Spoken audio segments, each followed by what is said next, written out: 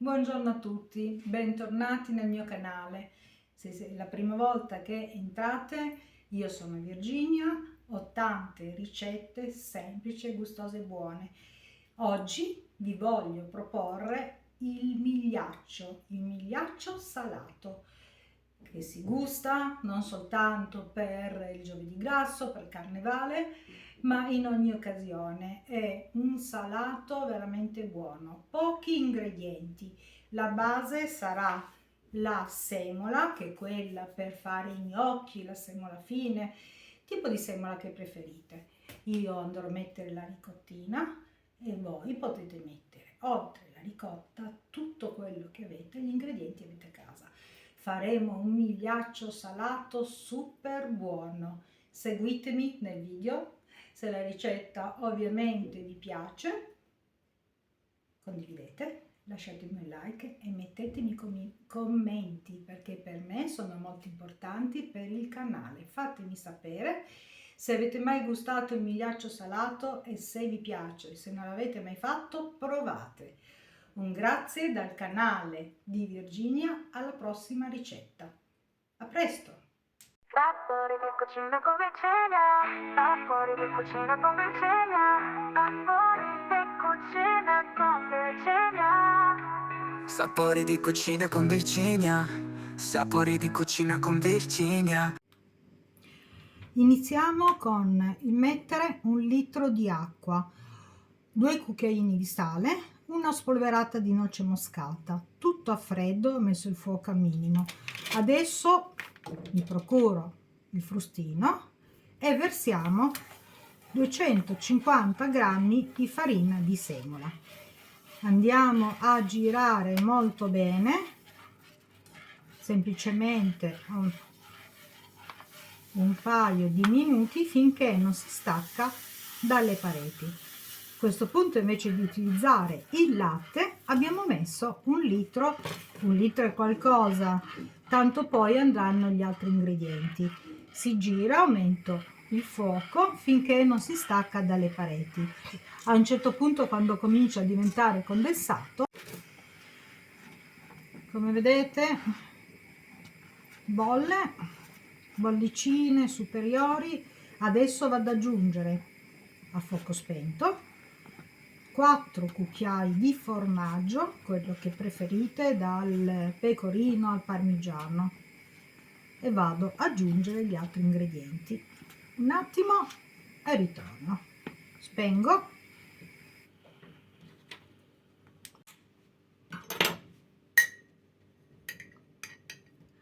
Uno, anche se va un po' di più non importa, questo è formaggio grana.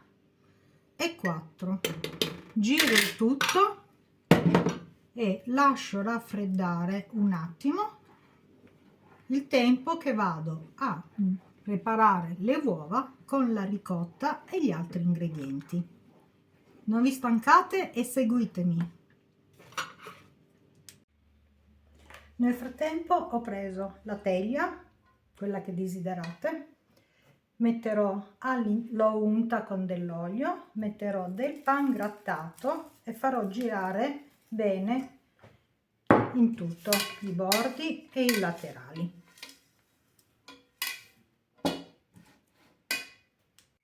Nel frattempo ho messo 4 uova intere, un cucchiaino di sale, vado a montare un attimo il tutto finché diventa morbido. Aggiunto la ricotta, adesso vado a emulsionare il tutto e poi vado ad aggiungere la farina di semola già cotta. Ho aggiunto 3-4 cucchiai per volta, vado a miscelare molto bene finché non finisco tutto il composto.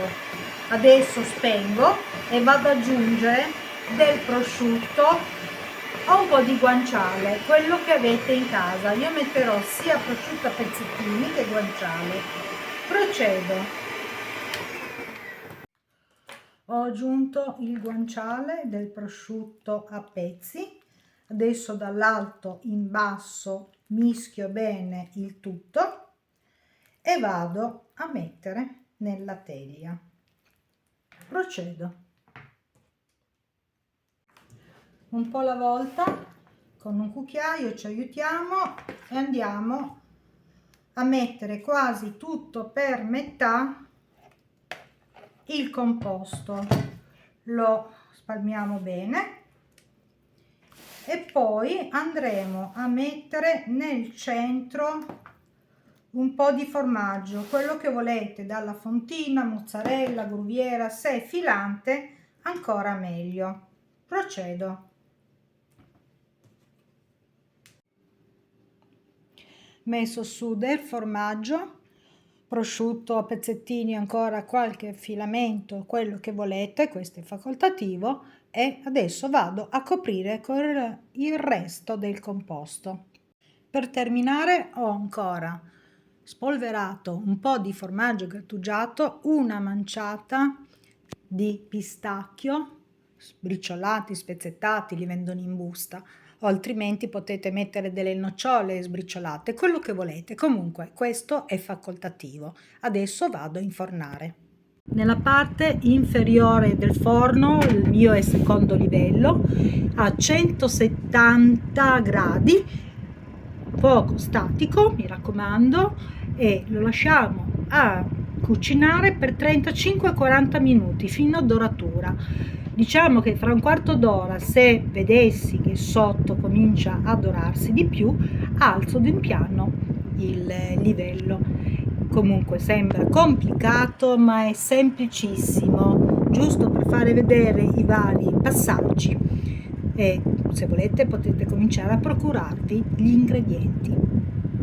A fra poco. Passato in tutto 3/4 d'ora, faccio la prova a stecchino come se fosse un dolce, è ben asciutto, quindi spengo, lascio riposare in forno ancora 5-10 minuti e poi lo metterò in piatto di portata. Il migliaccio salato è terminato, veramente morbido e gustoso. Se il video vi è piaciuto, vi ringrazio, lasciate un commento, un like e iscrivetevi. E questo è un pezzo già tagliato del migliaccio, morbidissimo e gustoso. Alla prossima ricetta, grazie dal canale di Virginia.